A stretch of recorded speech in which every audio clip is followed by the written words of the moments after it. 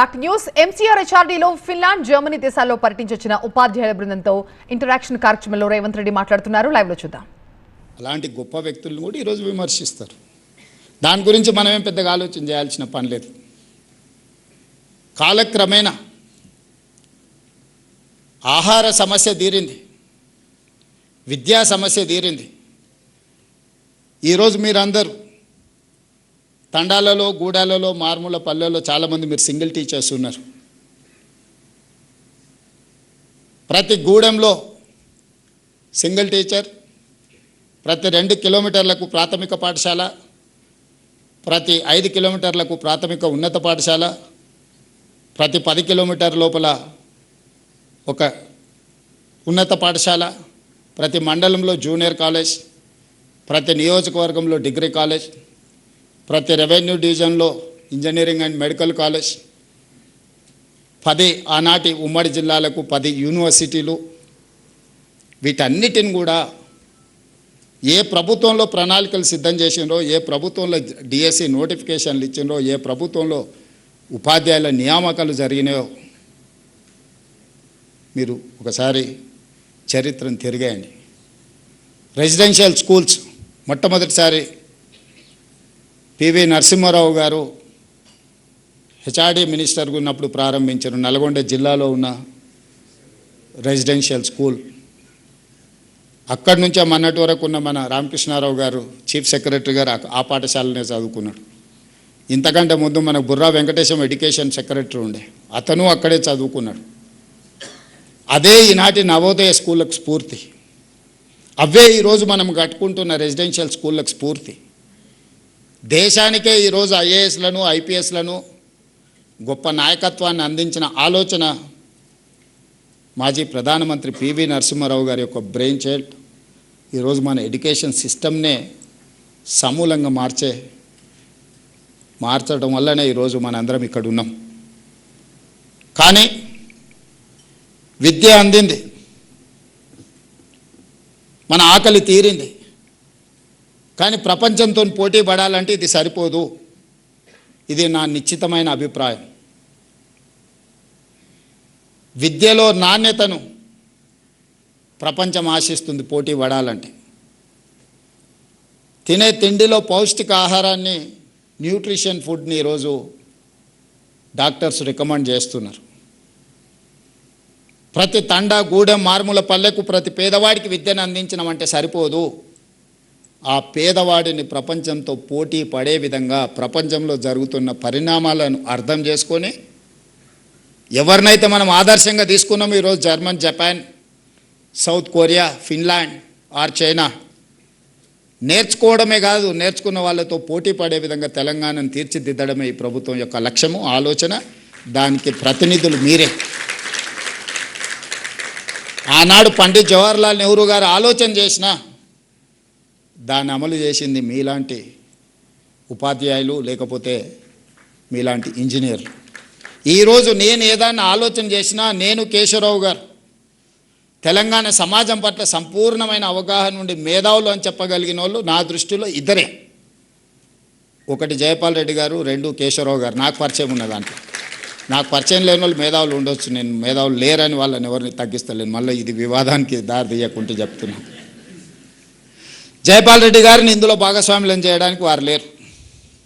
అందుకే కేశవరావు గారిని ఈ విద్యా సంబంధించిన అంశాలు క్షుణ్ణంగా మీరు పరిశీలించండి, మీరు పూర్తి స్థాయి సమయం ఇవ్వండి. నేను సమయం ఇచ్చిన రాజకీయ పరంగా పొలిటికల్ ఎగ్జిక్యూటివ్ జాబ్ మాత్రమే నేను చేయగలను.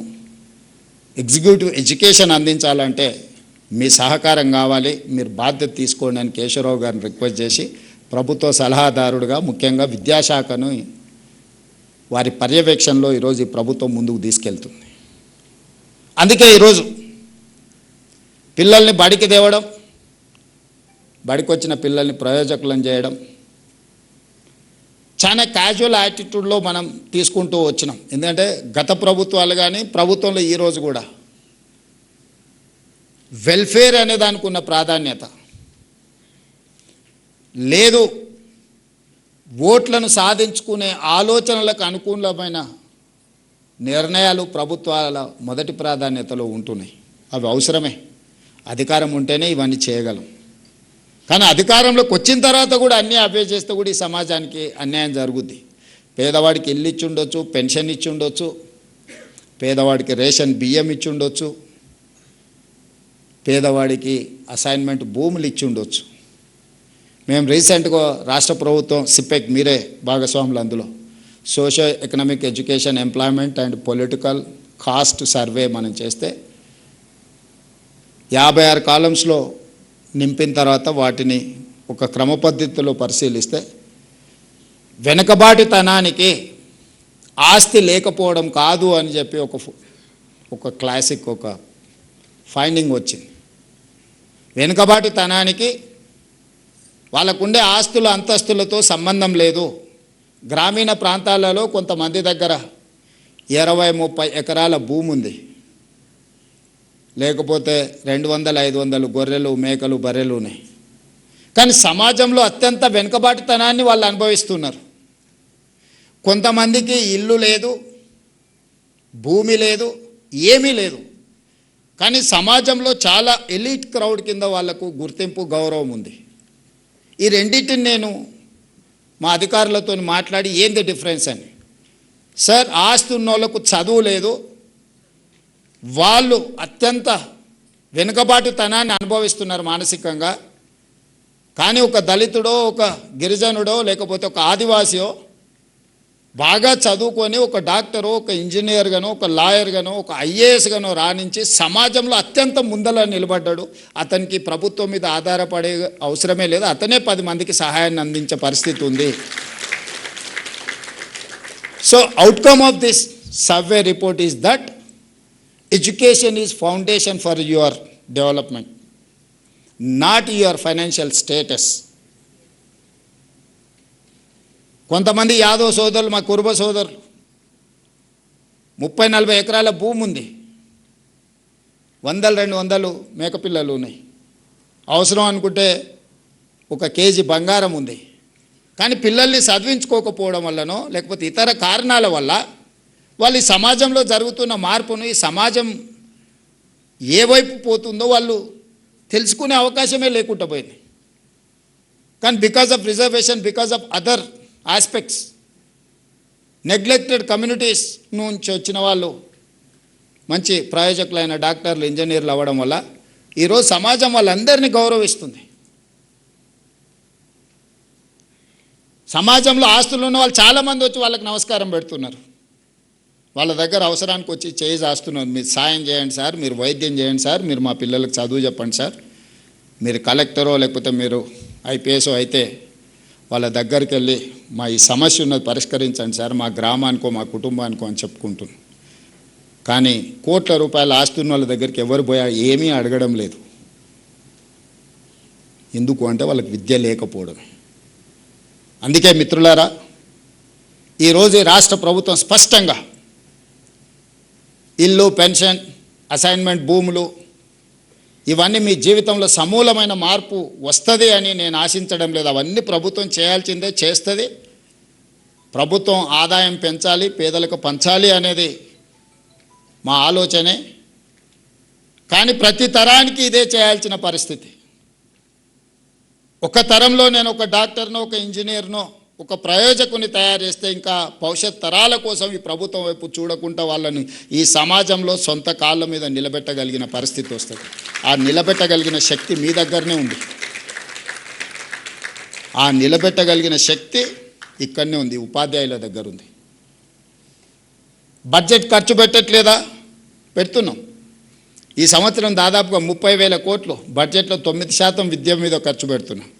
ఈరోజు మీ ముందర నేను చెప్పదలుచుకున్నా, దాదాపుగా 27,50,000 మంది విద్యార్థులు తెలంగాణ రాష్ట్రంలో చదువుకుంటే ఒక్కొక్క విద్యార్థి మీద 1,08,000 కోట్ల రూపాయలు నా ప్రభుత్వం ఖర్చు పెడుతుంది. ఒక్క విద్యార్థి మీద రాష్ట్ర ప్రభుత్వం పెడుతున్న ఖర్చు 1,08,000 రూపాయలు ఈరోజు ఖర్చు అవుతుంది. నేను లెక్క తీసిన ఒక్కొక్క విద్యార్థి మీద నా ప్రభుత్వం ఎంత ఖర్చు పెడుతుందని. మరి 1,08,000 రూపాయలు నేను ఖర్చు పెట్టినప్పుడు ఆ పిల్లలకి ఎంత నాణ్యమైన విద్యను అందించాలనో మీరు ఒకసారి ఆలోచన చేయండి. ఇవాళ ప్రైవేట్ స్కూల్కు పంపించుకుంటే నెలకు 2,000 ఫీజు కట్టుకున్న తల్లిదండ్రులు వాళ్ళు పెడుతున్న ఖర్చు 24,000. ఒక మంచి ప్రైవేట్ స్కూల్కి పంపిస్తే కూడా వాళ్ళ తల్లిదండ్రులు బట్టలు, పుస్తకాలు ఇంకేమైనా పెట్టవచ్చు, ఇంకొక 24,000. యావరేజ్ 80 నుంచి 90% ప్రైవేట్ స్కూల్స్ ఆర్ ప్రైవేట్ కాలేజెస్కి వెళ్ళే అప్ టు 12th క్లాస్కి వెళ్ళే వాళ్ళకి సంవత్సరానికి 50,000కి మించి ఖర్చు పెడతలేం మనం వాళ్ళ తల్లిదండ్రులు. కానీ తెలంగాణ రాష్ట్ర ప్రభుత్వం ఒక విద్యార్థి మీద 1,08,000 రూపాయలు ఈరోజు మనం ఖర్చు పెడుతున్నాం. మరి తల్లిదండ్రులు ప్రైవేట్కి ఎందుకు వెళ్తుండ్రు? ప్రైవేట్లోనే చేర్పించాలని ఎందుకు అనుకుంటుండ్రు? 27,000 ప్రభుత్వ పాఠశాలలు ఉంటే ఈ 3 సంవత్సరాలలోనే మన పిల్లలు పెరగడం మొదలుపెట్టి 2014 నుంచి ఎవ్రీ ఇయర్ డౌన్ఫాల్. ఇంతకుముందు యోగిత డేటా చూపిస్తుంది. ఎవ్రీ ఇయర్ 50,000, 60,000, 70,000 పిల్లలు dropouts from government schools. Last 4 years graph పెరగడం భారతదేశంలోనే, నాట్ ఓన్లీ ఇన్ తెలంగాణ. ఈ సంవత్సరం 1,00,000కు పైగా ప్రభుత్వ పాఠశాలల్లో ప్రైవేట్ స్కూళ్ళ నుంచి మానేసి లేదా పిల్లలు వచ్చి ప్రభుత్వ పాఠశాలల్లో చేరిండ్రు. 28వ స్థానం ఉన్న తెలంగాణ రాష్ట్రం విద్యలో 18వ స్థానానికి వచ్చింది 2 సంవత్సరాలు మీరు కష్టపడితే దేశంలో. నేను ఇప్పుడు మిమ్మల్ని అడుగుతున్నా, 2023 డిసెంబర్ కంటే ముందు మీరే టీచర్లు, ఇవే పాఠశాలలు మారలే, పిల్లలు మారలే, మా టీచర్లు మారలే. అంతకంటే ముందు 14 నుంచి 23 వరకు ఎవ్రీ ఇయర్ ఎందుకు డౌన్ఫాల్ చూసింది? 24 నుంచి 26 వరకు ఎందుకు అప్ ట్రెండ్ చూస్తున్నాం మనం? పొలిటికల్ ఎగ్జిక్యూటివ్ యొక్క అటెన్షన్, మా అటెన్షన్, మా ఫోకస్ ఎక్కడ ఉంటుందో మా యంత్రాంగం ఫోకస్ కూడా అక్కడనే ఉంటుంది. As a team leader I have to focus on certain things. Then only my chief secretary, my education secretary or my IT secretary will focus on that. నాకే ప్రాధాన్యత లేనప్పుడు నా దగ్గర ఉన్న సిబ్బంది, నాతో కలిసి పనిచేసే సిబ్బంది ఎందుకు వాటి మీద దృష్టి పెడతారు? ఈరోజు కొంతమంది అంటున్నారు, నిన్న కొందరు మాట్లాడుతూ ఉంటే తెలంగాణలో విద్యాశాఖకు పూర్తి స్థాయిలో మంత్రి లేడు, అర్జెంటుగా రేవంత్ రెడ్డి గారు పూర్తి స్థాయి మంత్రిని విద్యాశాఖకు నియమించాలని. నేను మిమ్మల్ని అడుగుతున్నా, పర్ఫామ్ చేసినందుకు నేను విద్యాశాఖ నుంచి తొలగాలా? లేకపోతే నర్సరీ, ఎల్కేజీ, యూకేజీ ఇంట్రడ్యూస్ చేసి నర్సరీ నుంచి 12th క్లాస్ వరకు బ్రేక్ఫాస్ట్ ఇచ్చినందుకు నేను తొలగాలనా? లేదంటే 14 సంవత్సరాలు మీ ప్రమోషన్స్, మీ ట్రాన్స్ఫర్స్ లేకపోతే 23,000 మందికి ప్రమోషన్లు ఇచ్చి 30,000 పైగా టీచర్లను ట్రాన్స్ఫర్స్ చేసినందుకు విద్యాశాఖ మంత్రిగా నేను తొలగాలనా? 1956లో మొదలుపెట్టిన ఐటీఐలను ఆనాటి డీజిల్ మెకానికు లేకపోతే ఆనాడు ఉన్న నైపుణ్యాన్ని ఈ రోజు వరకు 70 సంవత్సరాలైనా అదే నేర్పిస్తున్న ఐటీఐలను ఏటీసీలుగా, అడ్వాన్స్ టెక్నాలజీ సెంటర్స్గా 119 నియోజకవర్గాలలో 119 మొదలుపెట్టి 3,000 కోట్ల రూపాయలు ఖర్చు పెడితే వాటిని అప్గ్రేడ్ చేయడానికి 86% టాటా ఇన్స్టిట్యూట్ ఇన్వెస్ట్ చేసింది. ఓన్లీ 14% స్టేట్ గవర్నమెంట్ పెట్టింది. ట్రైనర్స్ ట్రైనింగ్ టాటా ఇచ్చింది. రాబోయే 10 సంవత్సరాలు ఇన్స్టిట్యూషన్స్ను వాళ్ళే నిర్వహిస్తామని టాటాను తీసుకొచ్చి ఐటీఐలను ఏటీసీలుగా మార్చినందుకు ఈరోజు విద్యాశాఖ మంత్రిగా నేను రాజీనామా చేయాలనా? నిర్లక్ష్యానికి లోనైన పాలిటెక్నిక్లను ఒకప్పుడు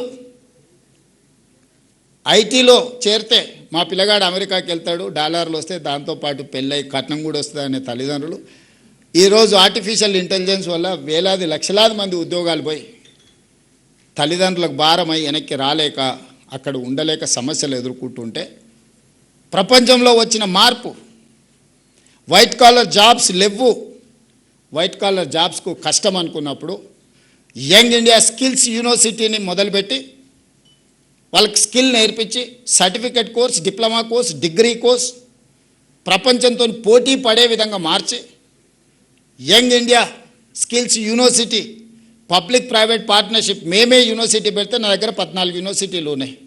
వాటి పరిస్థితి ఏముందో ఇక్కడ ఉన్న మా వీసీలు ఉన్నారు, లేకపోతే హైయర్ ఎడ్యుకేషన్ బాలకృష్ణ గారు వీళ్ళందరూ ఉన్నారు. ఇంకొకటి నేను పెట్టినా అదనంగా చేసేది ఏం లేదని చెప్పి young India skills university aided by Anand Mahindra vehicles మీరు చూస్తుంటారు రోడ్ల మీద కార్లు ఇవన్నీ. Mahindra group of companies chairman మన young India skills university chairperson ఈరోజు. Board of directors Reddy labs CEO one of the board of director, Apollo hospital CEO one of the director. ప్రపంచంలోనే success story ఉన్న కార్పొరేట్ కంపెనీల CEOలు ఈరోజు మన young India skills university board of directors. They have to decide curriculum, they have to take student, they have to give training, they have to give job also. ఈరోజు మన young India skills యూనివర్సిటీలో 2 months back vice chancellor గారు announce చేసిండ్రు, 1000 మందికి training ఇస్తే 1000 మందికి ఉద్యోగం వచ్చింది. బోధ్ ఆదిలాబాదులో ATCలో ట్రైనింగ్ పోయిన అందరికీ టాటా కంపెనీలోనే ఉద్యోగం వచ్చింది. వీటన్నిటిని లేబర్ డిపార్ట్మెంట్లో ITIలు, పాలిటెక్నిక్ వచ్చేసి టెక్నికల్ ఎడ్యుకేషన్, స్కిల్స్ యూనివర్సిటీ వచ్చేసి IT అండ్ ఇండస్ట్రీస్ కింద ఉంటే వీటన్నిటిని సింగిల్ అంబ్రెల్లా కిందకి తీసుకొచ్చి యంగ్ ఇండియా స్కిల్స్ యూనివర్సిటీ అండర్లోనే పాలిటెక్నిక్, ATCలను, ITIలను అన్నిటిని ఒక దగ్గరికి తీసుకొచ్చి hundreds of crores దాని మీద ఖర్చు పెట్టి పిల్లల్ని ఎంపవర్ చేసి వైట్ కాలర్ జాబ్లని రీప్లేస్ చేయాలంటే బ్లూ కాలర్ జాబ్ అంటే స్కిల్, నైపుణ్యం. విద్య నైపుణ్యం కాదు. Language is not knowledge. Language అనేది ఒక కమ్యూనికేట్ చేయడానికి. అమెరికాలో బిచ్చమెత్తుకునేటోడు కూడా ఇంగ్లీష్లో మాట్లాడతాడు. చైనాలో ఇంగ్లీష్ వచ్చిన వాళ్ళు 10% కూడా వెళ్ళరు. జర్మన్లో కూడా hardly 10%. You go and see South Korea. మరి చైనా, జర్మన్, సౌత్ కొరియా ప్రపంచాన్ని ఎట్లా శాసిస్తుంది ఇంగ్లీష్ రాకపోతే? ప్రపంచాన్ని ఈరోజు ఒకవేళ చైనా ఆగినా ఉన్న పలంగా నా అప్పు నాకు గట్టని అమెరికాని అడిగితే వాడు డబ్బులు కట్టలేక ఆ దేశాన్ని వాడికి ఇవ్వాల్సిన పరిస్థితి. అమెరికా క్యాష్ రిచ్ కాదు, చైనా ఇస్ క్యాష్ రిచ్. చైనాకున్న అప్పు అమెరికా కట్టాలంటే వాడి దగ్గర డబ్బులు లేకపోతే వాడి దేశాన్ని తీసి వాడికి అప్పచెప్పాలి. ఊర్లలో అప్పుడప్పుడు మనం భూమియో ఇల్లో పెట్టి అప్పు తెచ్చుకుంటే కట్టలేక ఇల్లో భూమి వానికి అప్పులోనికి ఇస్తాం కదా పటానికి. అట్లా అమెరికా దేశాన్ని చైనాకి ఇవ్వాల్సిన పరిస్థితి. అందుకే ఎవరు ఏది మాట్లాడినా, ఎవరు ఏం చెప్పినా 25 సంవత్సరాలు మనం అమెరికా వైపు చూసినాం. చాలా నేర్చుకున్నాం, చాలా సంపాదించినాం, చాలా గుర్తింపు వచ్చింది. ఇక అమెరికా అనేది మనకు అంత గొప్ప అవకాశాలు ఇచ్చే దేశం కాదు. ఇప్పుడు మనం ఫోకస్ షిఫ్ట్ చేయాల్సిన జర్మనీ మీద, జపాన్ మీద, సౌత్ కొరియా మీద, సింగపూర్ మీద, చైనా మీద. ఈరోజు కోట్లాది ఉద్యోగాలు, ఉపాధి అవకాశాలు ఆ దేశాలలో ఉన్నాయి. మనం జర్మనీ నేర్చుకోలే, జపనీస్ లాంగ్వేజ్ నేర్చుకోలే, కొరియన్ లాంగ్వేజ్ నేర్చుకోలేదు. ఈ లాంగ్వేజ్ కొంచెం కొంచెం వచ్చినా మనకు సాంకేతిక నైపుణ్యం ఉంటే లక్షలాది రూపాయల జీతం ఇచ్చి మనల్ని ఈరోజు ఉద్యోగం ఇవ్వడానికి ఆ దేశాలు మన కోసం ఎదురు చూస్తున్నాయి. అందుకే ఈరోజు నర్సరీ నుంచి 12th వరకు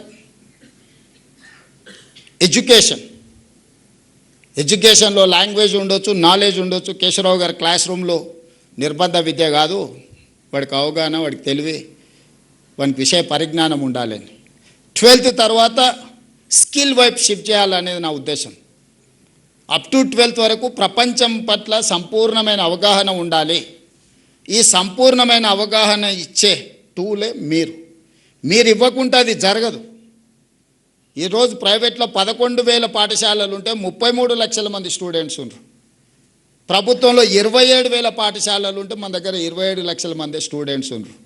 ప్రైవేట్లో 11,000 పాఠశాలల్లో 33 లక్షల పిల్లలకు చదువు చెప్పగలిగినప్పుడు మన 27,000 పాఠశాలల్లో ఎంతమంది పిల్లలకు మనం చదువు చెప్పొచ్చో మీరే ఆలోచన చేయండి. రెండవది, అప్పుడప్పుడు కొన్ని రిఫార్మ్స్ మీద మాట్లాడినప్పుడు మా ఉపాధ్యాయ సంఘాలు నా మీద కోపంగా మాట్లాడుతారు. నేను సంఘాల అధ్యక్షులకు ఒక మాట చెప్పదలుచుకున్నాను. మీ సమస్యలన్నీ నాకు వదిలేయండి. ఉపాధ్యాయ సంఘాలు ఏ సమస్యల మీద అయితే కొట్లాడుతున్నారో మీరు అడగకుంటేనే మీ సమస్యను పరిష్కరించే బాధ్యత నేను తీసుకుంటా. మీరు ఏది అడగాల్సిన పని లేదు, మీ ఇంటికి పంపిస్తా. మీ ప్రమోషన్లు మీ ఇంటికి పంపించినా, మీ బదిలీలు మీ ఇంటికి పంపించినా, మీ రిక్రూట్మెంట్, డిఎస్సి రిక్రూట్మెంట్ ఏమైనా ఫ్రెష్ రిక్రూటీస్ ఇక్కడ ఎవరైనా ఉంటే, లేదా మీ ఫ్రెండ్స్ ఉంటాడు కానీ 55 డేస్లో 11,000 నోటిఫికేషన్ టు అపాయింట్మెంట్ వరకు 55 డేస్లో నేను ఇచ్చిన. ఇంతవరకు ఎప్పుడైనా జరిగిందా? ఈ ప్రభుత్వం మీది కాబట్టి మీకోసం పనిచేస్తుంది. మీ సమస్యల పూచి నాది. ఉపాధ్యాయ సంఘాలకు నా సూచన, పిల్లల సమస్యల మీద మీరు కొట్లాడండి నాతోటి. మీ సమస్యల మీద కొట్లాడకండి. మీకు కంఫర్ట్ ఉంది, కంఫర్ట్ లేకపోతే ఏదైనా కావాలంటే నేను ఇస్తా. నెక్స్ట్ 3 years ఆర్ 5 years ఒక పంచవర్ష ప్రణాళిక పెట్టుకొని ఒక 5 ఏళ్లలో ఈ ఎడ్యుకేషన్ సిస్టమ్ని మేము మారుస్తాము, ఆదర్శంగా నిలబెడతాము. ఈ దేశంలోనే కాదు ప్రపంచంలో ఉండే దేశాల నుంచి వచ్చి మా ఇన్స్టిట్యూషన్స్ చూసే విధంగా మేము మారుస్తాము. ఈ 5 ఏళ్ళు మా ఉపాధ్యాయ సంఘాలు పిల్లల సమస్యల మీద మేము ప్రభుత్వాలతో కొట్లాడతామని మీరు ఓత్తు తీసుకొని బయటకు వెళ్ళండి. ఎట్లా మారదో నేను చూస్తా. ఏ ప్రభుత్వం అయినా మీకు తల వంచదా? ఐఏఎస్లను ట్రాన్స్ఫర్ చేసుడు కష్టం, ఈజీ. తీసి అటేస్తే మళ్ళీ కూడా వెనక్కి వచ్చి అడిగే ధైర్యం చేయరు. కానీ ఒక టీచర్ని ట్రాన్స్ఫర్ చేయగలమా? మీరు చెప్పండి, ఎంత శక్తి ఉంది మీకు? మీ శక్తిని, నా విజ్ఞప్తి ఒక్కటే, 5 ఏళ్ళు పిల్లల కోసం, ఎడ్యుకేషన్ కోసం, మన సొసైటీ కోసం, మన సమాజం కోసం, తరతరాల భవిష్యత్తును మార్చడానికి ఒక 5 సంవత్సరాలు మీరు ఒక ప్రతిజ్ఞ పూనండి. ఆ ప్రతిజ్ఞ ఈ దేశాన్ని మార్చకపోతే చూడండి, తెలంగాణను కాదు ఈ దేశాన్ని మారుస్తుంది. ఈ దేశానికి నాయకత్వం పివి నరసింహారావు గారు ఇయ్యలేదా? గొప్ప మేధావిగా ఉత్తమ పార్లమెంటరీగా జయపాల్ రెడ్డి గారు రాణించలేదా? బూరుగుల రామకృష్ణారావు గారు గొప్పగా పరిపాలన అందించలేదా? ఎందుకు ఇయ్యలేము మనం తెలంగాణ నుంచి? ఈ దేశంలో విద్యను, వైద్యాన్ని, నాయకత్వాన్ని తెలంగాణ నుంచి మనం అందించగలము. కానీ మనకు స్పష్టత ఉండాలి, మనం ఏ దానికోసం కొట్లాడుతున్నాం, ఎందుకోసం కొట్లాడుతున్నాం. దయచేసి ఉపాధ్యాయ సంఘాల నుంచి ఇక్కడికున్న నా మిత్రుల్ని, నేనేం కార్పొరేట్ స్కూల్లో చదువుకోలే, నేను గవర్నమెంట్ బడిలోనే చదువుకున్నా. నేను మొన్న కొత్తకోట పోయినప్పుడు చెప్పిన, గవర్నమెంట్ స్కూల్లో చదివితే ఏమవుతావు అని ఎవరన్నా అడిగితే తెలంగాణకు ముఖ్యమంత్రి అవుతా అని చెప్పమని. అయినా కదా కొండారెడ్డిపల్లి గవర్నమెంట్ స్కూలు, తాండ్రలనో వనపర్తిలనో గవర్నమెంట్ స్కూల్ విద్యార్థి తెలంగాణ రాష్ట్రానికి ముఖ్యమంత్రి అయింది కదా. మీకు గౌరవం తగ్గే పని అయితే ఒక్కటి కూడా చేయలే కదా. చేసినా మీరు ఆశించినంత మేరకు వేళ చేసినా లేదా అంటే భిన్నాభిప్రాయాలు ఉండొచ్చు. ఏ అనుభవం లేకుండానే, నేను ఆ గతంలో ఏ మంత్రి చేయలే, అనుభవం లేకపోయినా 30 నెలల నుంచి తెలంగాణ రాష్ట్రాన్ని అయితే కలగాపులగం అయితే చేయలే కదా. జాగ్రత్తగా నేను నడుపుతున్నా కదా. మరి ప్రభుత్వంలో మీరు చదువు చెప్తే చదివిన ఒక స్టూడెంట్ ఈరోజు తెలంగాణ రాష్ట్రాన్ని దారిలో పెట్టగలుగుతున్నాడు, పరిపాలన అందిస్తున్నాడు. ఈ దేశంలో చాలామంది ముఖ్యమంత్రులు లేకపోతే ఈ దేశ ప్రధానమంత్రి వచ్చినప్పుడు కూడా నాతో కలిసి పనిచేయి భవిష్యత్తు బాగుంటుంది అనే పరిస్థితి వచ్చిందని మీరు చెప్పిన చదివే కదా. నేనేం వేరే బయటికి పోలే కదా. ముఖ్యమంత్రి అయినాక పోయినా హార్వర్డ్ యూనివర్సిటీకి పోయినా, ఆ చదువు ఎట్లుంటుందో చూద్దాం మా గవర్నమెంట్ బడి కంటే అని. కానీ మీరు ఇచ్చిన ఫౌండేషనే అక్కడ నాకు పనికొచ్చింది. నేను కూడా రీసెంట్గా ఎగ్జిక్యూటివ్ ఎడ్యుకేషన్ కోసం హార్వర్డ్ పోయి వచ్చిన. ఈ దేశంలో నాకు తెలిసి మరి ఎవరైనా ముఖ్యమంత్రులు పోయినో పోలేదో నాకు తెలియదు, పెద్దలు కేశవరావు గారు చెప్పాలా. ఇప్పుడున్న ఎడ్యుకేషన్ సిస్టమ్ మిమ్మల్ని పంపించడమే కాదు, as a state chief minister నేను కూడా వెళ్ళి చూసిన అసలు ఏంది. హార్వర్డ్ నుంచి గొప్ప గొప్ప మేధావులు వస్తారు, నోబెల్ గ్రహీతలు వస్తారు, యూనికాన్స్ వస్తారు అని అంటే చూద్దాం అది కూడా అని. మీరు ఎట్లయితే 5 రోజులు morning to evening undo, same exact morning 9 to evening 7, 5 days continuous, ½ an hour lunch break, కంప్లీట్గా కూర్చొని వచ్చిన క్లాస్లో నేను. చూద్దాం చదువు ఎట్లుంటుందో అని. చదువుతో పాటు క్రమశిక్షణను కూడా నేర్పుతుంది క్లాస్ రూమ్. క్రమశిక్షణ లేనోడు జీవితంలో ఎందుకు పనికిరాడు, ఎందుకన్నా పనికొచ్చినా తాత్కాలికమే. తెలివి తక్కువన క్రమశిక్షణ ఉంటే ఎక్కువ పని చేయొచ్చు. తెలివి ఎక్కువన క్రమశిక్షణ లేకపోతే సరైన సమయానికి వాడు అక్కడికి రానే రాడు. దానివల్ల ఏం ఉపయోగం? మహామేధా ఉంటాడు కానీ పరీక్ష రోజు పరీక్ష రాయకపోతే ఏమవుతాడు? అట్లనే ఈరోజు మిత్రులారా, మనందరం ఒక 5 ఏళ్ళు ఒక మంచి ఆలోచన చేద్దాం. మనం ఇబ్బందులలో ఏం లేం, ఆకలితో ఏం చచ్చిపోతలేం.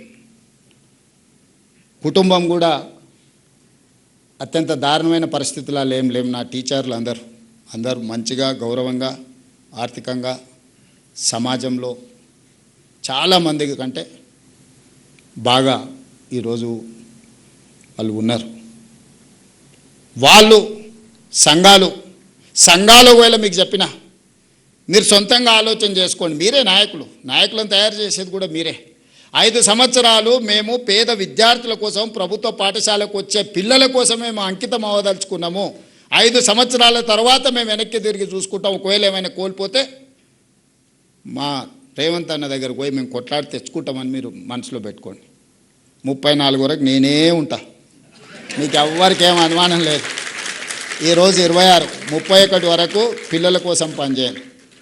ఈ 5 ఏళ్ళు మీ బాధ్యత నేను తీసుకుంటా. మీరు అడగకుంటేనే మీ సమస్య జెన్యూన్ ఇష్యూస్ ఏమున్నా 6 నెలలకోసారి ఒక హాఫ్ డే మీ సంఘాలను, మీ నాయకులను పిలిచి కూర్చోబెట్టి క్వాలిటీ డిస్కషన్ చేసి చీఫ్ సెక్రటరీ కానీ ఎవరికైనా అంతెందుకు 2 విషయాలు మీతో పంచుకోదలుచుకున్నా. జనవరి 2024 1 తారీఖు కంటే ముందే నన్ను 1 తారీఖు మీ జీతాలు వచ్చినాయి. గుండెల మీద చేసుకొని చెప్పండి. తెలంగాణ వచ్చిన తర్వాత 10 సంవత్సరాలు 1 తారీఖు నాడు మీ ఖాతాలో జీతాలు పడ్డాయా? 24 జనవరి 1 తారీఖు నాడు మీ ఖాతాలో వేయడం మొదలు పెడితే ఈ రోజు వరకు ఎప్పుడైనా 1 తారీఖు నాడు మీ జీతాలు ఆగినాయా చెప్పండి. ఇది ఎవ్వరు మీరు అడగలేదే, మీ సంఘాలు అడగలే, మీరు అడగలే. ప్రతి నెల 1 తారీఖు నాడు ఈ ప్రభుత్వం కోసం, ప్రజల కోసం పనిచేసే వాళ్ళకి జీతం ఇవ్వకపోతే ప్రభుత్వం వైఫల్యం చెందినట్టే. ప్రభుత్వానికి నాయకత్వం వహించిన ఎవరి కుర్చీలున్నా వాళ్ళు విఫలం చెందినట్టే అని ఒక నైతిక బాధ్యత తీసుకొని ప్రతి నెల 1 తారీఖు నాడు మీ ఖాతాలో జీతాలు వేస్తున్నా. మీ పిల్లల చదువుల కోసం, మీ ఇళ్ళ కోసం లోన్ తెచ్చుకుంటే మీ చెక్స్ డిజైనర్ అయి మీ సిబిల్ స్కోర్ పాడైపోయి మండి పద్దుల కింద మీ ఖాతాలు మారి బ్యాంకుకి వెళ్తే మీకు అప్పు పుట్టని పరిస్థితి ఉండే. ఈరోజు రెగ్యులేట్ చేసుకుంటూ వచ్చిన కదా. ఈరోజు అవుట్సోర్సింగ్ కాంట్రాక్ట్ వాళ్ళని కూడా రెగ్యులేట్ చేయమని చెప్పిన కదా. ఒకప్పుడు పాఠశాలలో ఊడ్చుకునేది మీరే, తుడుచుకునేది మీరే, గంట కొట్టుకునేది మీరే, అవునా? నేను రాగానే అమ్మ ఆదర్శ పాఠశాల పెట్టి సంఘాలకు బాధ్యత ఇచ్చి తుడిచే పని నుంచి మీకు విముక్తి కలిగించిన కదా. టీచర్ అనేవాడు క్వాలిటీ చదివియడానికి వచ్చిన ఊడవనికే, తూడవనికే, గంట కొట్టనికే కాదు. మీకున్న అనుభవాన్ని పిల్లలకు ఉపయోగించాలనేది నా ఆలోచన. పిల్లల బట్టలు కావచ్చు, డైట్ ఛార్జెస్ 10 సంవత్సరాలు పెంచకపోతే నేను వచ్చి 40% పెంచిన. కాస్మెటిక్ ఛార్జెస్ 16 ఇయర్స్ పెంచకపోతే నేను వచ్చి 210% కాస్మెటిక్ ఛార్జెస్ పెంచిన పేద పిల్లలకు. ఏవేమి చేయగలమో స్కూల్స్లలో రిఫార్మ్ తీసుకొచ్చినాం. ఈరోజు మనం సెంట్రల్ కిచెన్స్ డిజైన్ చేసి ఎంత బెస్ట్ బ్రేక్ఫాస్ట్ ఇవ్వడానికి ప్రయత్నం చేస్తున్నాం. ఒకరోజు పాలు, ఇంకొక రోజు రాగి జావా, ప్రోటీన్ ఫుడ్ ఇవ్వాలని ఈరోజు మనం ప్రయత్నం చేస్తున్నాం. వాళ్ళే కాదు, 1,50,000 ఉండే టీచర్లకు, లెక్చరర్స్ కూడా బ్రేక్ఫాస్ట్, లంచ్ అఫీషియల్గా మిమ్మల్ని కూడా ఇందులోనే మీరు కూడా ఉదయమే ఇంటి దగ్గర మేడం కోపం వచ్చి బ్రేక్ఫాస్ట్ పెట్టకపోతే మా సోదరులు స్కూల్కి వచ్చి తినొచ్చు అని పెట్టిన కదా. ఇవన్నీ కూడా కన్సర్న్తోని, హ్యుమానిటీతో చేస్తున్నా నేను. ఇదేదో అధికారం ఉంది కాబట్టి అథారిటేటివ్ డెసిషన్స్ కావు ఇవి. ఒక మానవీయ కోణంలో ఆలోచన చేస్తున్నాం. మనిషికి సంబంధం ఉండాలి, మనిషికి మీద ఒక మనిషికి విశ్వాసం ఉండాలి. మానవ సంబంధాలే ఈ దేశాన్ని నిలబెట్టిన 1000 సంవత్సరాలైనా. యుద్ధాలు జరిగినా, రాజ్యాలు కోల్పోయినా మానవ సంబంధాల మీదనే జరిగినాయి కదా ఇవన్నీ. అభివృద్ధి చెందిన దేశాలు ఏవైనా ఉన్నాయంటే మానవ సంబంధాలు లేని దేశాలు ఏవైనా అభివృద్ధి చెందినా అవి నిలబడ్డాయా? ఈరోజు మానవ సంబంధాలను పునరుద్ధరించాలి. విద్యార్థులకు టీచర్ల మీద గౌరవం ఉండాలి, విద్యార్థులకు తల్లిదండ్రుల మీద ప్రేమ ఉండాలి. ఈ హ్యూమన్ కనెక్టివిటీ కోసం నేను చేస్తున్న ప్రయత్నం. ఒకప్పుడు మేము 7 మంది అన్నదమ్ములో ఒక సిస్టర్, 2-3 రాత్రికి ఇంటికి వచ్చిన రాకపోయినా మా అమ్మకి ఏదో పిల్లగాడు రేపు వస్తాడులే అనుకునేది. ఇప్పుడు మీకు ఉన్నది ఒకడే పిల్లగాడు. వాడు 5 నిమిషాలు రాకపోతే మీరు ఎంత హైరాణ పడుతున్నారో మీరు చూస్తలేరా? 2 పిల్లలు రేర్. 90% మేమిద్దరం మాకొక్కరు అనే స్లోగన్ వచ్చింది. మరి ఆ పిల్లల మీద మనం ఇంత ఫోకస్ పెడుతున్నప్పుడు వాడిని తీసుకొని పోయి హాస్టల్లో వేసినాం అనుకో. హాస్టల్లో పిల్లల్ని జమ చేసిన తర్వాత ఇంట్లో చిన్న చిన్న సమస్యలు కూడా భార్యాభర్తల మధ్యలో మనస్పర్ధలు తీసుకొస్తాయి. పిల్లలు ఉంటే kids and pets are stress busters. పిల్లలు మానసికంగా మనల్ని ఉత్తేజపరుస్తారు. పిల్లలు ఉండడం వల్ల భార్యాభర్తల మధ్యలో కీచులాటలు తక్కువ ఉంటాయి. ఇంటి ఆయన కూడా సాయంత్రం తొందరగా ఇంటికి వస్తాడు. అదే పిల్లల్ని హాస్టల్లో వేస్తే ఏదో ఒక ఇష్యూ చిన్నదో పెద్ద అంతా నేనైతే మిడిల్ క్లాస్, 90% ఉన్న వాళ్ళు అందరూ మిడిల్ క్లాసే. సూపర్ రిచ్ ఉన్న వాళ్ళ కిడ్స్ పేరెంట్స్ గురించి నాకు తెలియదు, కానీ మిడిల్ క్లాస్లో ఏముంటుంది మనకి ఇంటికి వస్తే? ఏదో చిన్నది టీవీ ఆన్ చేయలేదనో, ఆన్ చేసిరానో, ఏదో అడుగు ఇచ్చిరానో, ఇయ్యలేదనో, అక్కలు ఈటీవో మాటీవో అని అంటే మనం ఏదో స్పోర్ట్స్ పెట్టమనో లేకపోతే సినిమా పెట్టమనో, ఇంతనే భార్యాభర్తల మధ్యలో 90% ఇవే ఉంటాయి. మీరు చూడండి, మీరు ఇంటికి పోయి రాసుకోండి ఒక నెల మొత్తం ఎందుకు కొట్లాడారు. ఇంతమించి ఏముంటుంది? ఏమో మనకేమో 100 ఎకరాల భూములు ఉన్నాయి, దాన ధర్మాలు చేస్తున్న దాని మీద కొట్లాడతామా, లేకపోతే వజ్రాలు ఉంటే రోడ్డు మీద ఇసిరేస్తున్నాం అని కొట్లాడుకుంటే ఏముంటుంది? ఇవాళ మనం ఏదో చికెన్ వండమంటే లేదు వంకాయ వండుతా సర్దుకో అంటుంది. నేనేదో చికెన్ తినాలంటే ఆదివారం నువ్వు వంకాయ వండుతా అంటావు అంటే ఆమె అంటే కోడి లేదు పోయి తేవాలంటే కష్టం, ఇంట్లో వంకాయ వండి పెడతా అంటుంది. ఇదే పెద్ద సమస్యకు దారితీస్తుంది. ఇవన్నీ కూడా మధ్యతరగతిలో ఉండే చిన్న ఈ సమయంలో పిల్లలు మనతో ఉంటే వీటన్నిటిని కూడా తగ్గించుకోవచ్చు. అందుకే నేను ఉదయం బ్రేక్ఫాస్ట్, మధ్యాహ్నం లంచ్ పెట్టి పిల్లల్ని సాయంత్రం ఇంటికి పోతే పేరెంట్స్తో ఉంటే ఒక హ్యూమన్ టచ్ ఉంటుంది, మానవ సంబంధాలు ఉంటాయి. తల్లిదండ్రుల పట్ల పిల్లలకు ప్రేమ ఉంటుంది. మా అమ్మ నా కోసం కష్టపడుతుంది, నేను సాయంత్రం ఇంటికి వచ్చే లోపల రొట్టె చేసి పెట్టిందో లేకపోతే మిరపకాయ బజ్జీ చేసి పెట్టిందో అని వాడికి ఒక అటాచ్మెంట్ ఉంటుంది. హోటల్లో తింటూ మోటార్లో వండుకుంటామంటే ఏముంటుంది? Mechanical life. నేను ఆ మధ్యలో ఎప్పుడో నవ్వుకుంటా చెప్పిన పాసింగ్ రిమార్క్ కింద, చిన్నగా ఉన్నప్పుడు పిల్లల్ని మనం హాస్టల్లో చేరుస్తే వాళ్ళు పెద్దగా అయినాక మనల్ని ఓల్డేజ్ హోమ్లో వాళ్ళు చేస్తారు. ఇంకెక్కడుంది మానవ సంబంధాలు? చదువు పేరు మీదనో లేకపోతే ఆర్థిక పరిస్థితుల్లో పిల్లల్ని తీసుకొని పోయి మనం హాస్టల్లో పెడుతున్నాం. వాడు ఒంటరిగా బతికేది అలవాటై దోస్తులతో తిరిగేది అలవాటు అయినాక ఇంట్లో తల్లిదండ్రులు ఉంటే వానికి విసుగు వస్తుంది. ఏంది పొద్దుపోంది వీళ్ళని తీసుకొని పోయి ఓల్డేజ్ హోమ్ లేపో అంటున్నాం. సమాజంలో మానవ సంబంధాలు విచ్ఛిన్నమైన తర్వాత ఏ దేశము బలంగా ఉండదు, ఏ కుటుంబము బలంగా ఉండదు. పిల్లలే మన సంపద. ఒకప్పుడు పిల్లలు ఎక్కువ ఉంటే బరువు అనేటోళ్ళు, ఖర్చు అనేటోళ్ళు. ఇప్పుడు పిల్లలు లేని సమాజం అభివృద్ధి లేని దేశాలుగా మారుతూనే మనం చూస్తున్నాం. ఆ పిల్లల బాధ్యతనే తల్లిదండ్రులు ఎంత తీసుకుంటుర్రో. నేను ఎందుకు ఇవి చెప్తున్నా అంటే తల్లిదండ్రుల దగ్గర కూడా ఉండట్లేదు. 90% ఆ పిల్లలు మీతో ఉంటున్నారు. ఇక మీరే పేరెంట్స్గా బిహేవ్ చేయాలి, మీరే ఎల్డర్లీ పర్సన్స్గా వాళ్ళని బిహేవ్ చేయాలి, వాళ్ళకి నేర్పాలి.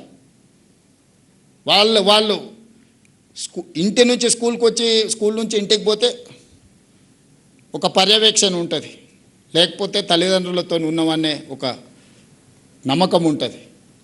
అట్లా కాకుండా పూర్తి సమయం ఇక్కడనే ఉంటే హాలిడేస్ వచ్చినప్పుడు ఎప్పుడో తప్ప మిగతా సమయం అంతా ఆ పిల్లలు మీ దగ్గరనే ఉంటారు. మరి దేశ భవిష్యత్తు మీ చేతుల్లో, తరగతి గదుల్లో ఉందంటే అది టీచర్ల చేతుల్లో ఉన్నట్టే కదా. ఈ దేశ భవిష్యత్తునే మీ చేతుల్లో పెడుతున్నాం. ఖర్చు పెట్టడానికి నాకు అభ్యంతరం లేదు. ఇంకెక్కడైనా దుబారా ఉంటే నేను తగ్గిస్తా. అవసరమైతే అందిన కాడల్లో తీసుకొచ్చైనా విద్యాశాఖ మీద నేను ఖర్చు పెడతా. మీరు ఏం కావాలో పిల్లల కోసం అడగండి, ఇవ్వకపోతే చూడండి. నా సూచన ఒక్కటే, సంఘాల నుంచి టీచర్ల వరకు 5 ఏళ్ళు పిల్లల కోసం ఆలోచన చేయండి. వాళ్ళకి ఏం కావాలో మౌలిక వసతుల నుంచి చాలా రిఫార్మ్స్ ఉన్నాయి. నేను స్టెప్ బై స్టెప్ చెప్తా. ఇప్పుడే చెప్తే ఇంత మంచి కార్యక్రమం, మీడియా పరంగా వివాదాలు, రకరకాల ఆలోచనలు, వాటి చర్చకు దారి తీయదలుచుకోలే. నేను మిమ్మల్ని అడుగుతున్నా, ఒకప్పుడు రవాణా వసతులు లేనప్పుడు, ఊర్లో నుంచి బయటికి రాలేనప్పుడు, సమస్యలు ఉన్నప్పుడు సింగిల్ టీచర్లు అక్కడ పెట్టినాం. ఇవాళ క్లాస్లో 3 పిల్లలు ఉన్నారు, ఆ ఊర్లో 5 మంది టీచర్లు. నల్గొండలో 9 మంది టీచర్లు ఉన్నారు, 0 పిల్లలు ఉన్నారు 6-7 ఏళ్ళ నుంచి. ట్రాన్స్ఫర్ చేస్తామంటే ఆ టీచర్ రోడ్డు మీద వచ్చి రాస్తారు, ఒక చేసారు, మాకు ఇన్నే బాగుంది సార్, ఇన్నే ఉంటామని. ఎట్లా ఇది? ఎట్లా? మీరు చెప్పండి, మీరే పరిష్కారం చెప్పండి. నేనేమంటున్నా అంటే మీ మండలాన్ని మీరు యాజ్ ఎ యూనిట్ తీసుకోండి. మీరు ఎక్కడ పనిచేస్తే అక్కడ మీ మండలాన్ని ఒక యూనిట్ తీసుకోండి. Best of the best education ఇవ్వడానికి ఏం కావాలో మీరే ప్రణాళికలు ఇవ్వండి. మీకంటే ఎవరు ఉన్నారు అవగాహన ఉన్నోళ్ళు? మీకంటే తెలుగుకల్లో ఎవరు ఉన్నారు? మీకంటే నేను నమ్మడానికి నాకెవరు ఉన్నారు? మీరే కదా. మీరు చెప్పండి మీ మండలానికి ఏం కావాలి. మీ మండలంలో ఉండే ప్రతి పిల్లవాడు ప్రభుత్వ పాఠశాలకు రావాలి, వాడు ప్రయోజకుడు కావాలి. వాడికి ఏం కావాలో మీరు ఈచ్ మండల్ మీరు ఒక కార్యాచరణ ఇవ్వండి. అదే మేనిఫెస్టో. What is manifesto? ఈడ కూర్చొని నేనెందుకు, కింద నుంచి మీరు ఇవ్వండి. పైనుంచి నేను ఇచ్చే విధానం ఈ 70 ఏళ్ళు జరిగింది. ఇప్పుడు మార్చండి దీన్ని. 5 ఏళ్ళు మీరు ఇవ్వండి. నెక్స్ట్ అకాడమీకి ఏం కావాలనో డిసెంబర్ లోపల నాకు సబ్మిట్ చేయండి మండల్ వైజ్. క్లాస్లో 30 మంది, ఇప్పుడు మీరు ఇంతమంది ఉన్నారు కాబట్టి నేను మాట్లాడగలుగుతున్నా ఎఫెక్టివ్గా. నాకు కూడా ఒక కాన్ఫిడెన్స్ ఉంది. ముందర మీరు ఎవ్వరు లేరు, వేదిక మీద నేను 5రే ఉన్నానికి ఎవరిని చూసి మాట్లాడాలి నేను? మీరు కూడా క్లాస్లో 30 మంది పిల్లలు ఉంటే చెప్పే చదువు వేరు, 3 పిల్లలు ఉంటే మీరు చెప్పే చదువు వేరు. ఇక్కడ నా ప్లేస్లో మీరు ఊహించుకోండి, మీ క్లాస్లో ఉన్న 30 మంది పిల్లలే మీ ఉత్ప్రేరకాలు. మిమ్మల్ని ఉత్తేజపరిస్తే మీరు చెప్పేటప్పుడు ఆ పిల్లల ఫేసులో అర్థమయ్యేదాన్ని బట్టి మీకు ఒక మోటివేషన్ ఉంటుంది. 1, 2, 3 పిల్లలు 5 క్లాసులు ఉంటే ఒకటే టీచర్ 5 క్లాసుల పిల్లల్ని ఒక రూమ్లో ఎట్లా చెప్పాలి? మీరే చెప్పండి. మీ ప్రాక్టికల్ ప్రాబ్లం కదా. ఒక సింగిల్ రూమ్ ఉంటుంది, 1 నుంచి 5వ తరగతి వరకు ఉంటుంది, టీచర్ ఒక్కడే ఉంటాడు. 1వ తరగతితో ఆడే కూర్చున్నాయి, 2, 3, 4, 5 ఆడనే కూర్చుని ఎవరిని చదువు చెప్పాలి, ఎవరికి వినిపించాలి, ఏం చెప్పాలి? మీరు వాళ్ళని రూమ్లో కూర్చోబెట్టి కట్టితో 2 దెబ్బలేసే వరకే సాయంత్రం అయింది. అందుకోసమని ఒక మండలిని ఒక క్లస్టర్గా తీసుకోండి. నేను మా ఎడ్యుకేషన్ సెక్రటరీ గారికి నికోలస్కి నేను ఆదేశాలు ఇస్తున్నా. ప్రతి మండలం నుంచి టీచర్లను ఎంపవర్ చేయండి. ఆ మండలానికి బెస్ట్ ఎడ్యుకేషన్ ఇవ్వడానికి ఏం కావాలనో టీచర్ల నుంచే మీరు ప్రతిపాదనలు తీసుకోండి. డిసెంబర్ లోపల మీరు అన్ని దగ్గరలోకి వెళ్ళి మండలాలలో వాళ్ళు ఏం ప్రక్షాళన కోరుకుంటున్నారు, ఏం వెసులుబాటు కోరుకుంటున్నారు, ఏం ఇన్ఫ్రాస్ట్రక్చర్ కోరుకుంటున్నారో డిజైన్ చేయండి. వచ్చే అకాడమిక్ ఇయర్లో అదే ఇంప్లిమెంట్ చేద్దాం. డిసెంబర్లో నాకు వస్తే నాకు ప్రణాళికలు వేసుకోవడానికి ఉంటుంది, అమలు చేయడానికి ఉంటుంది. మీరు ఆలోచన చేసుకోవడానికి ఇక్కడి నుంచి 4 నెలల సమయం ఉంది, 120 రోజులు ఉంది మీకు. మీ మండలంలో ఏం చేస్తే, ఏ రకమైన విద్యను అందిస్తే, ఏ రకమైన మౌలిక వసతులను అందిస్తే బెస్ట్గా మీరు పర్ఫామ్ చేయగలుగుతారు, బెస్ట్ రిజల్ట్ తీసుకొస్తారు, మీరు నిర్ణయించుకోండి. మీకేం కావాలనో చేసే బాధ్యత నాది. నన్ను అడగండి, ఇది నేను ఇట్లా చేస్తే అట్లా చేస్తే దాన్ని ఎట్లా చేయాలనేది వదిలేసేయండి. మీరే చెప్పండి. మీరు చెప్పింది నేనంటే 5 సంవత్సరాలు మీరు ఇచ్చిన సూచనలు mandal wise as a cluster. ఆ మండలంకి ఏం కావాలో ఆ మండలం ఉండే టీచర్లు అందరూ కూర్చోండి. ఎన్ని స్కూళ్ళు ఉన్నాయి, ఎంతమంది పిల్లలు ఉన్నారు, ఎంతమంది టీచర్లు. మీకు కూడా ఒక దగ్గర నుంచి ఒక రిమోట్ ఏరియాకి ట్రావెల్ చేయడానికి మీకు పడుతున్న ఇబ్బంది, మళ్ళీ ఈవినింగ్ రిటర్న్ రావాలంటే ఇబ్బంది, ఒకవేళ మీకు ఆ ఊర్లో ఉందామన్న వసతులు లేకపోవడము, జాయింట్ ఫ్యామిలీ ఉన్నప్పుడు కుటుంబంతో కలిసి ఉండాలంటే ఆ ఊర్లో మీకు పరిస్థితులు లేకపోయి ఉండొచ్చు. ఇంటెన్షనల్లీ బయట ఉండాలని ఉండదు, అక్కడ ఏమీ లేకపోవడం వల్ల మనం కొంచెం దూరంగా ఉంటాం. దూరంగా ఉంటే ఓ రోజు పోవడానికి కష్టమైతే, ఓ రోజు రావడానికి కష్టమైతే, ఓ రోజు బస్సు వస్తుంది, ఓ రోజు బస్సు రాదు, రోజు కారులో పోతే జీతం అంతా కార్కే అవుతుంది, మళ్ళీ ఇల్లు ఎట్లా నడవాలి. అందుకోసమని మండలాన్ని ఒక యూనిట్గా తీసుకొని ఆ మండలంలో మీరు చూసి వచ్చారు. ఇప్పుడు ఫిన్లాండ్లో మీరు ఒక సిస్టమ్ చూసిండ్రు, జర్మనీలో ఇంకొక సిస్టమ్ చూసిండ్రు.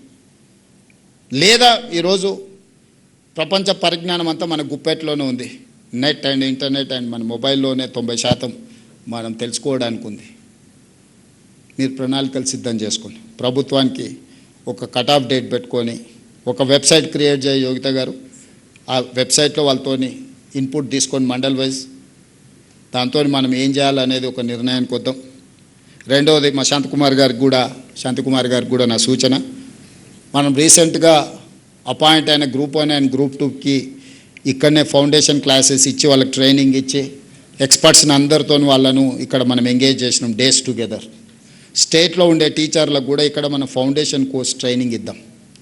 Best of the best training ఇక్కడ అకామిడేషన్ ఇచ్చి వాళ్ళకి ట్రైనింగ్ ఇద్దాం, వాళ్ళకు ఒక ఎక్స్పోజర్. మనం ఎక్కడైతే ఫోకస్ చేయాలనో అక్కడ చేస్తలేం. మరీ చెన్నారెడ్డి హ్యూమన్ రిసోర్స్లో మీరు సెలెక్ట్ చేసుకొని రూరల్ ఏరియాల నుంచి టీచర్స్ని తీసుకొచ్చి 1 week or 10 days foundation courses ఎట్లా చెప్పాలి, ఎడ్యుకేషన్లో లేకపోతే స్కిల్లో వస్తున్న చేంజెస్ ఏంది, ప్రపంచంలో ఏం అవసరాలు ఉన్నాయి, మన దగ్గర నుంచి కాదు బయట నుంచి కూడా గెస్ట్ లెక్చరర్స్ని పిలవండి. విల్ స్పెండ్ సంథింగ్ మనోళ్ళందరిని అక్కడికి పంపించడం ఒక మార్గం, అక్కడ ఉన్న వాళ్ళని కొందరిని ఇక్కడికి తెచ్చి వాళ్ళతో మన వాళ్ళకి ఒక ఓరియంటేషన్, ఒక ఫౌండేషన్ కోర్స్ ఇప్పించడం రెండో మార్గం. మూడవది, మనం ప్రతిసారి ఐఏఎస్లను ఐపీఎస్లను విదేశాలకు స్టడీ లీవ్ కింద ఇచ్చి పంపిస్తున్నాం. ఐఏఎస్లతో పాటు ఈక్వల్గా టీచర్లను కూడా సంవత్సరానికి ఒక 10-15 మందిని సంవత్సరం మొత్తం విదేశాలు పోయి చదువుకోవడానికి ప్రభుత్వం నుంచి పాలసీని అమైండ్ చేయండి.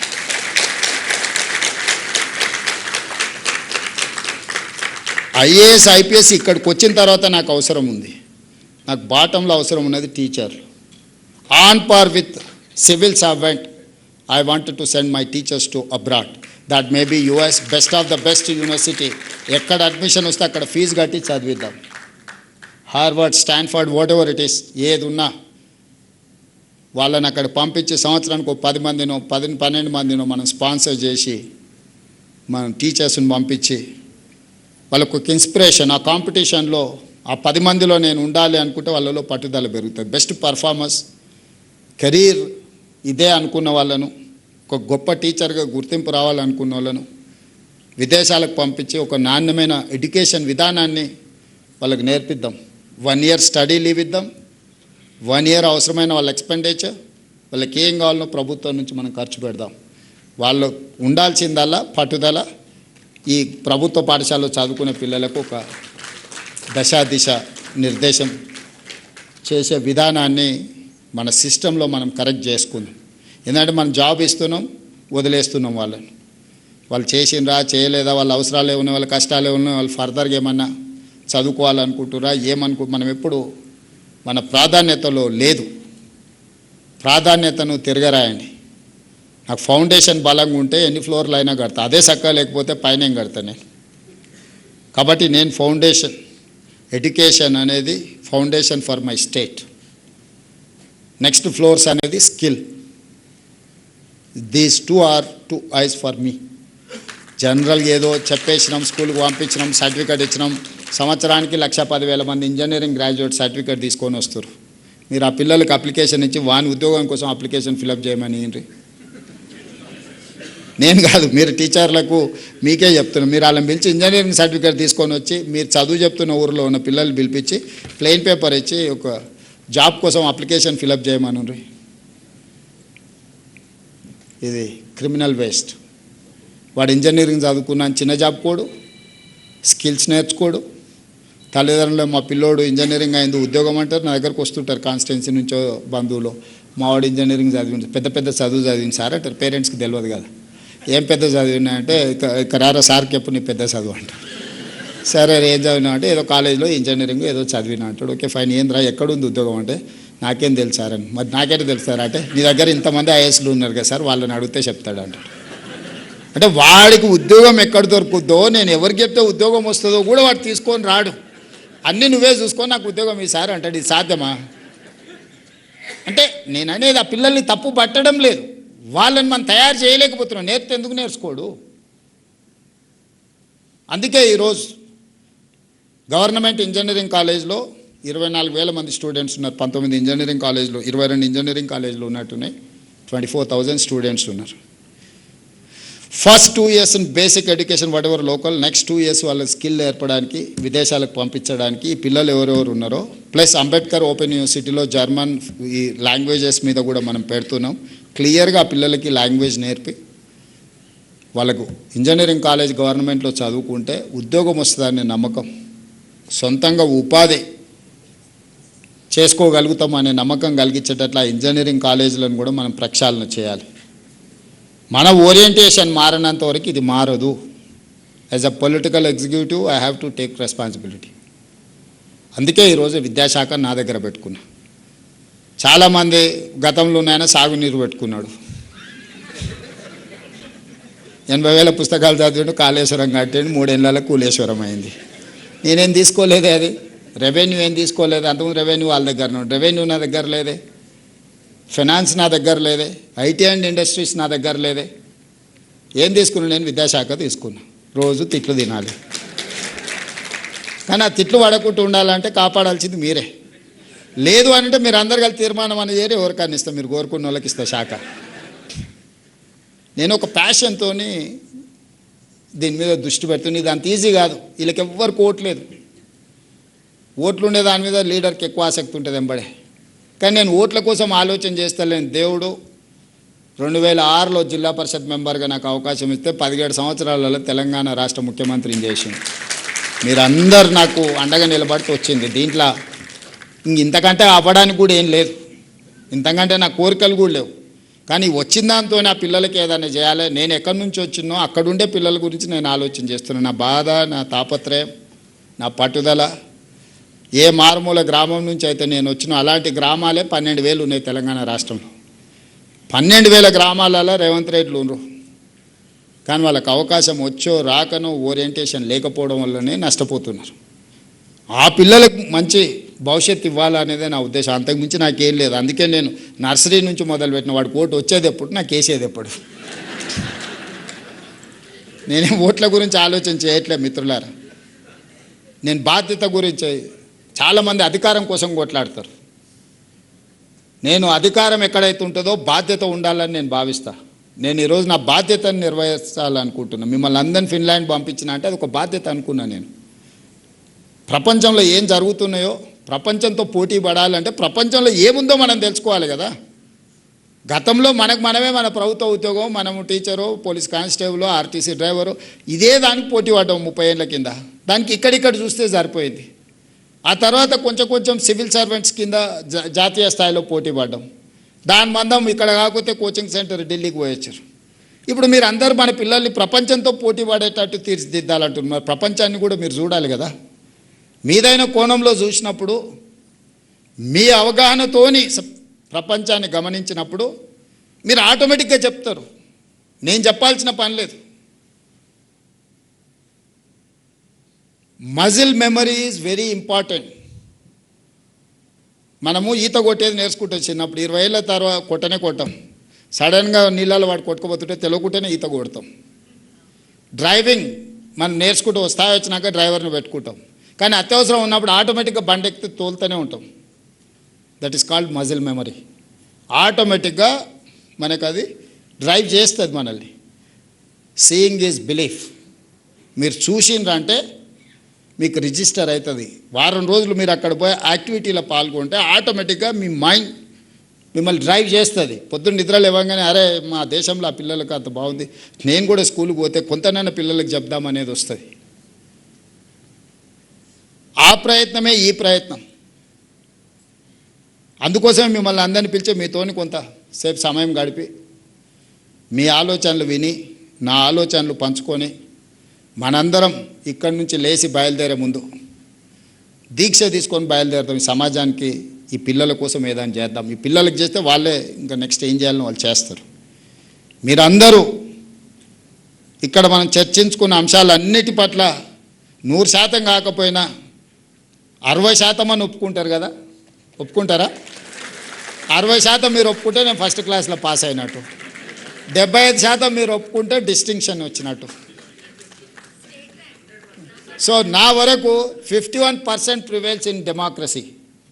51% వచ్చేసి 100. అంటే ప్రభుత్వం ఏర్పాటు చేయాలంటే నాకు 60 కావాలి. 60 వస్తే ప్రభుత్వం 100%. 59 వస్తే గుండుసున్నా.